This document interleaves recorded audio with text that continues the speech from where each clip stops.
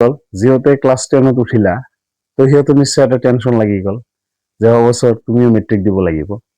আৰু মেট্ৰিকৰ প্ৰিপাৰেশ্যন মানে এটা বস্তুকেই তোমালোকৰ ভিতৰত প্ৰব্লেমৰ সৃষ্টি কৰে সেইটো হ'ল মেথছ আৰু ছায়েন্সৰ প্ৰব্লেম তো এতিয়া আৰু চিন্তা কৰিবলগীয়া একো নাই মই আহিছো মোৰ নাম জাহিদুল ইছলাম তো মই এইটো চেনেলৰ জৰিয়তে তোমালোকৰ মেথছ আৰু ছায়েন্সৰ বিভিন্ন টপিকবিলাকৰ কমপ্লিট এক্সপ্লেনেশ্যনৰ জৰিয়তে বিভিন্ন মক টেষ্টবিলাক আমি এইটো চেনেলৰ জৰিয়তে তোমালোকক আগবঢ়াম তোমালোকে ভিডিঅ'খিনি চাবা আৰু যদি ভাল লাগে আমাৰ চেনেলটো সাবস্ক্ৰাইব কৰি দিবা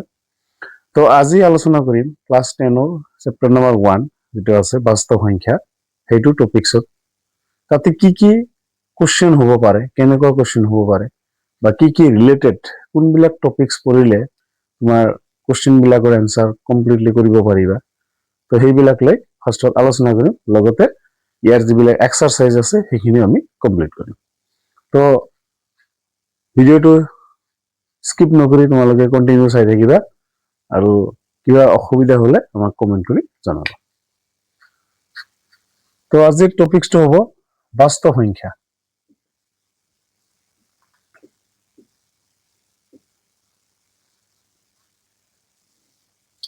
বাস্তৱ সংখ্যা নিশ্চয় জানা যে এইটোক মানে ইয়াতে তুমি যিমান সংখ্যা তুমি ভাবিব পাৰা কল্পনা কৰিব পাৰা গোটেই সংখ্যা এই বাস্তৱ সংখ্যাৰ মাজতে সোমাই আছে এতে পৰিসীমীয় সংখ্যা পাবা এতে যুগ্ম সংখ্যা পাবা এতে অপৰিমেয় সংখ্যা পাবা মানে তুমি ভাবিব পাৰা যিমান সংখ্যা আছে সব সংখ্যা এই বাস্তৱ সংখ্যাৰ মাজতে সোমাই আছে তো ক্লাছ 10ৰ বাস্তৱ সংখ্যাৰ যেটো টপিকস আছে তাৰ উপৰে যদি কোশ্চেন মানে মোস্ট প্ৰবাবলি যেটা আসাৰ চান্স বেশি থাকে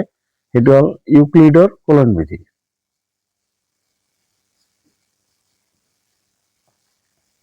ইউক্লিডৰ কলন বিধি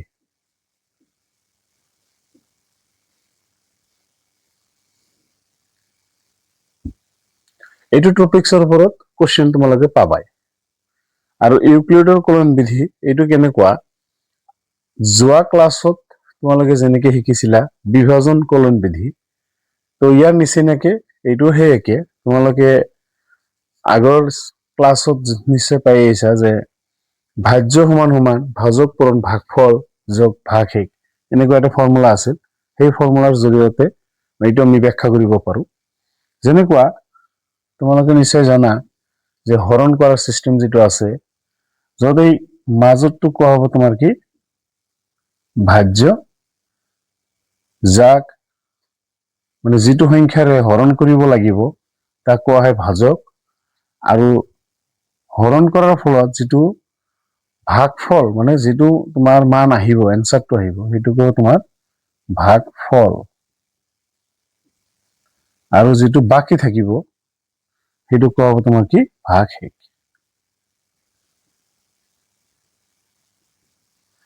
তো এইটো তোমালোকে আগৰ ক্লাছত পাই আহিছে আৰু এইটো সকলোৱে জানা নিশ্চয় তো এইটো এটা ফৰ্মুলা আছিল হেতু কোৱা হয় তোমাৰ কি ভাজ্য সমান সমান ভাজক ইনটু ভাগফল যোগ ভাগশেষ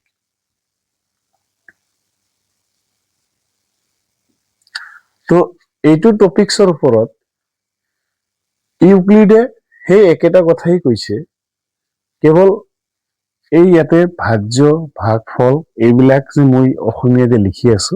এইবিলাকক কিছুমান আখৰেৰে বুজাইছে কিছুমান আখৰেৰে সেইবিলাকক এক্সপ্লেইন কৰিছে যেনে তোমাৰ ইউক্লিডে ভাজ্যটো বুজাবলৈ এ ব্যৱহাৰ কৰিছে ভাজকক বুজাবলৈ বি ব্যৱহাৰ কৰিছে ভাগফলক বুজাবলৈ কিউ ব্যৱহাৰ কৰিছে আৰু ভাগশেষক বুজাবলৈ আৰ ব্যৱহাৰ কৰিছে তো এইটো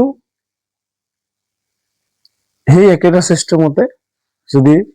আগৰ নিচিনাই মই বহাই দিও এতে ভাজ্য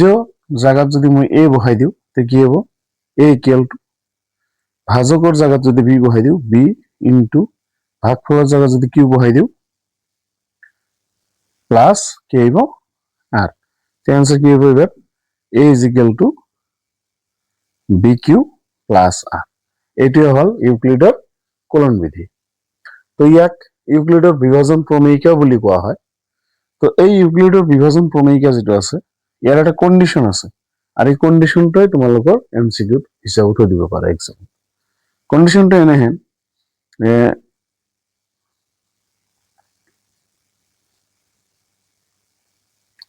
যিটো ভাগ শেষ হ'ব আৰ এই আৰৰ মানটো তোমাৰ কি হ'ব পাৰে 0 হ'ব পাৰে, যেটো তোমাৰ greater than or equal to বুলি কৈছে এইটো। তো আৰৰ মানটো তোমাৰ 0 হ'ব পাৰে বা 0তকৈ ডাঙৰ হ'ব পাৰে, কিন্তু সদায় কি হ'ব লাগিব বিতকৈ সৰু হ'ব লাগিব। আৰৰ মান 0তকৈ ডাঙৰ হ'ব পাৰে বা 0ৰ সমান হ'ব পাৰে, কিন্তু বিতকৈ সদায় কি হ'ব লাগিব সৰু হ'ব লাগিব। তো এইটো কণ্ডিশ্যনটো তোমাৰ MCQ হিচাপে সোধা চান্স বেছি থাকে। এইটো হ'ল ইউক্লিডৰ কলন বিধি। তো এক্সামত এনেকে কিছুমান কোৱেশ্চন সোধে যে তলৰ কোনটো ইউক্লিডৰ কলন বিধি সূচাইছে। তো ইয়াতে তোমাৰ এইখিনি কন্টিনিউ এইখিনি কমপ্লিট থাকিব, কিন্তু এইখিনিত অলপ চেঞ্জ থাকিব, এইখিনি তোমাৰ উল্টা পাল্টাকে সুধিব। তো এইটো হ'ল মেইন, এইটো সদায় মনত ৰাখিবা। তো এইটো এবাৰ কথা হ'ল যে ইমান সময়লৈকে যে মই ইউক্লিডৰ কলন বিধিকে বুজাই আছো, এইটো কিহৰ কাৰণে লাগে? এইটো ক্লাছ 10ত তোমাৰ গসাউ উলিয়াওতে এইটো ইউজ হয়, গসাউ উলিওৱা। তো গসাউ উলিয়াবলৈ বিভিন্ন ফৰ্মুলা আছে, সেইবিলাক আমি আগৰ ক্লাছত শিকি আহিছো। তো এইটো ক্লাছত এই ইউক্লিডৰ কলন বিধি ব্যৱহাৰ কৰি কেনেকে দুটা সংখ্যাৰ আমি গসাউ উলিয়াব পাৰো সেই বিষয়ে আলোচনা। যিটো মই কণ্ডিশ্যন কলো আৰ বি আৰু 0, যিটো কণ্ডিশ্যন মই কলো, কণ্ডিশ্যনটো আৰু একবাৰ কৈ আছো, অলপ মনোযোগ দিবা।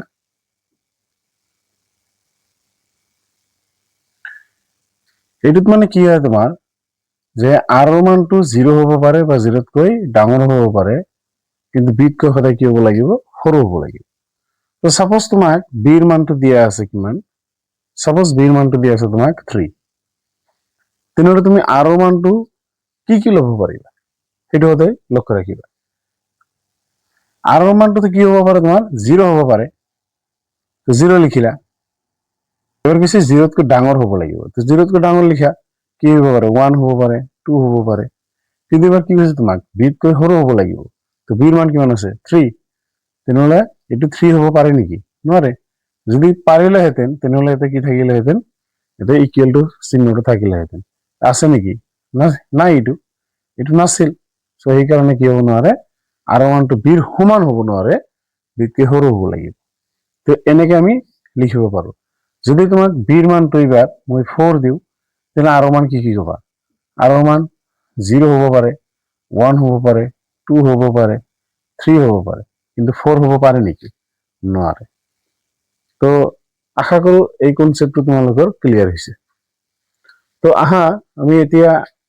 এইটো চেপ্টাৰত এই ইউক্লিডৰ কলন বিধি ব্যৱহাৰ কৰি কেনেকে গসাউ নিৰ্ণয় কৰে সেইটো বিষয়ত আলোচনা কৰিম। তো এক্সাৰসাইজ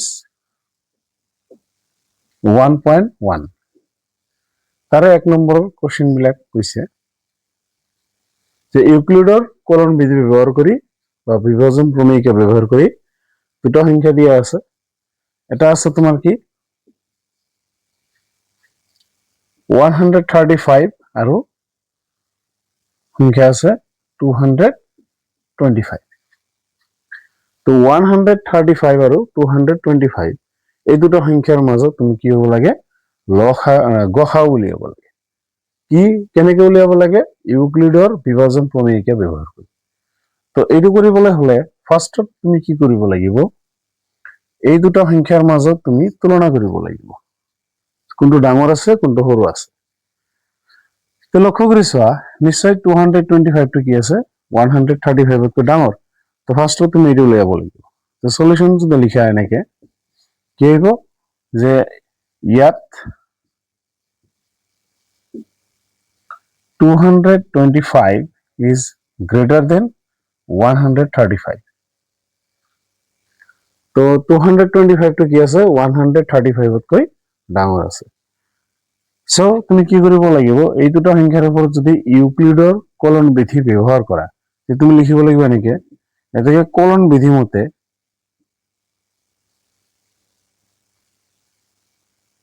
কলন বিধি মতে তুমি কি কৰিব লাগিব সৰুটো দি ডাঙৰটো কি কৰিব লাগিব হৰণ কৰিব এতিয়া ডাঙৰ কোনটো আছে 225 মাজত থাকিব আৰু ডাঙৰ সৰুটো কোন থাকিব বাহিৰত থাকিব তে ডিভাইড কৰা এবাৰ তো ডিভাইড কৰিলে তো 135 225 এর মধ্যে কিমান বার যাব যদি দুইবার দিয়া তাহলে আহিব 170 আহিব তো দুইবার তো না যায় একবারে যাব একবার দিলে কিমান আহিব 135 তো মাইনাস কৰিলে কিমান থাকিব এটা থাকিব 0 এটা থাকিব কিমান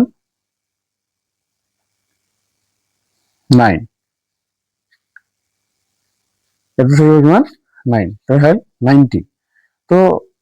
এইটো হল তোমার কি এ এইটো হল বি এইটো হল কিউ এইটো কি আর তো তোমাক কৈছে ইউক্লিডৰ কলন বিধি মতে ইউক্লিডৰ কলন বিধি মতে যদি লিখিব খোজা তে তুমি কেনেকৈ লিখিব লাগিব এ ইকুয়াল টু কি আছিল বি কিউ প্লাস আর আছিল তো সেই হিসাবত এর জায়গাত কি আহিব তোমার এর জায়গাত আহিব 225 ইকুয়াল টু বির জায়গাত আহিব 135 ইনটু কিউর জায়গাত আহিব 1 প্লাস আর জায়গাত আহিব 90 তো এতিয়ালৈকে তোমাক আর মানটো কিন্তু কি হয় নাই 0 আহা নাই তো যেতিয়ালৈকে আর মান 0 নাহে তেতিয়ালৈকে তুমি হৰণ কৰিয়ে থাকিব লাগিব তো এইবাৰ চোৱা ইয়াতে আৰ মান আহিল 90 ইয়াতে বিৰ মান আহিল কিমান 135 এবাৰ এইটো কিন্তু সৰু এইটো কি ডাঙৰ তে তুমি কি কৰিব লাগিব এবাৰ 135 ক তুমি 90 ৰে ডিভাইড কৰিব লাগিব তে 90 ৰে যদি ডিভাইড কৰা কিমান বাৰ যাব একবাৰ যাব কিমান থাকিব এটা 90 মাইনাস কৰি দিয়া এটা থাকিব 5 এটা কিমান থাকিব 4 তাই 45 এটা লিখা এনেকে 135 ইকুয়াল টু 90 into 1 plus 45 ঠিক সেইদৰে যেহেতু আৰ মানটো 0 হোৱা নাই তো এবাৰ কি কৰিবা তুমি 45 ৰে 90 ক ডিভাইড কৰিবা তো 45 ৰে যদি তুমি 90 ক ডিভাইড কৰা এতে 90 লিখিলা কিমান টাইম যাব 2 টাইমস যাব কিমান আহিব 90 आंसर কি হইব 0 লাস্টত ভাগ কিমান আহিল 0 আহিল এবাৰ তুমি লিখিবা কেনেকে 90 লিখিবা ইকুয়াল টু হইল তোমার কিমান 45 into 2 plus 0 তো যেহেতু ভাগশেষটো কিমান আহিছে 0 আহিছে এবাৰ তো ভাগশেষ যেহেতু 0 আহিছে তো তুমি লক্ষ্য কৰিছা ভাগশেষ যেহেতু 0 আহিছে কি দি হৰণ কৰাত ভাগশেষ 0 আহিল 45 তে সেই ক্ষেত্ৰত এই 45 হ'ব এই 135 আৰু 225 ৰ মাজৰ গসাউ তে লিখিবা এতেকে 135 আৰু 225 ৰ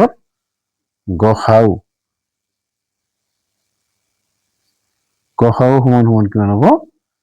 45 তো এই এনেকে আমি কি কৰিব পাৰো ইউক্লিডৰ কলন বিধি ব্যৱহাৰ কৰি দুটা সংখ্যাৰ মাজৰ গসাউ আমি উলিয়াব পাৰো তো আৰু এটা কোশ্চেন লৈ আলোচনা কৰি চাও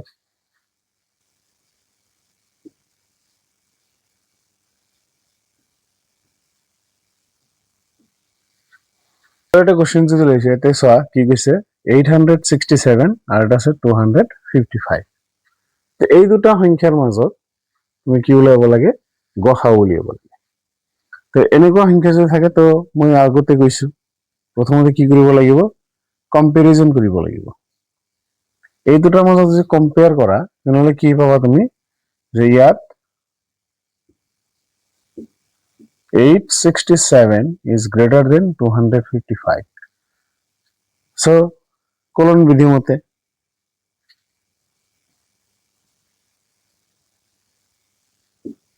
কি লিখিব পাৰা ডিভাইড কৰা 867 255 তো 867 ৰ মাজত 255 কিমান টাইম যাব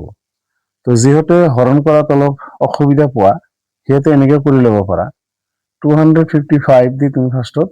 3 দি মাল্টিপ্লাই কৰা কৰিলে কিমান হ'ব 3 5 যা 15 5 ৰিমেইন 1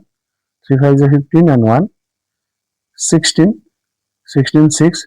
remain 1 3 2 जा 6 and 1 7 7 65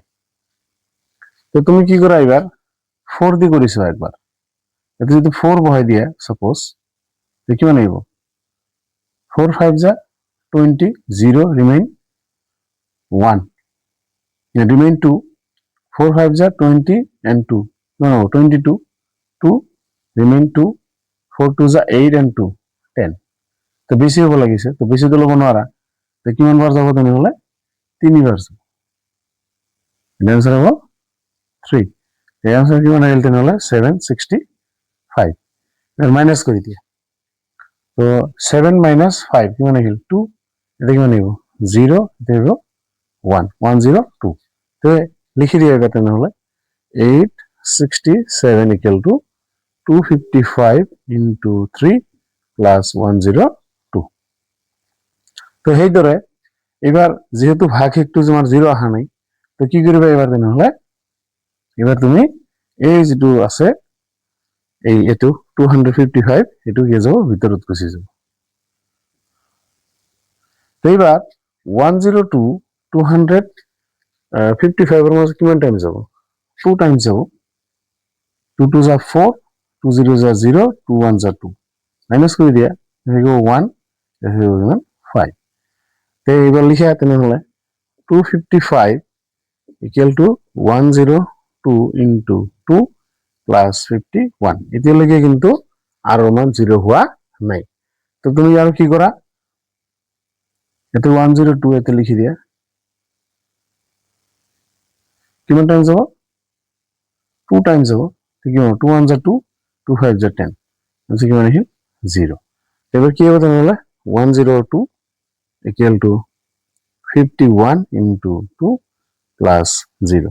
তো এবার কি আছে ভাগে কিমান হইছে 0 আইছে তো ভাগে যেহেতু 0 আইছে তো এর ক্ষেত্রে বুঝিবা তাহলে এই কোনটো দি হরণ করাত ভাগে 0 আহিল 51 তো 51 এ হবে তোমার কি 867 আর 255 এর গহাও তো লিখা থেকে 867 আর 255 এর গহাও ইকুয়াল টু কি বানাইব 51 তো আজকের ভিডিও এখানে নেক্সট কোশ্চেন বিলাক আমি পরবর্তী ভিডিওতে আলোচনা করি আর ভিডিওটা ভালো লাগলে তোমালোকে লাইক করিবা আর আমার চ্যানেলটো সাবস্ক্রাইব করিবা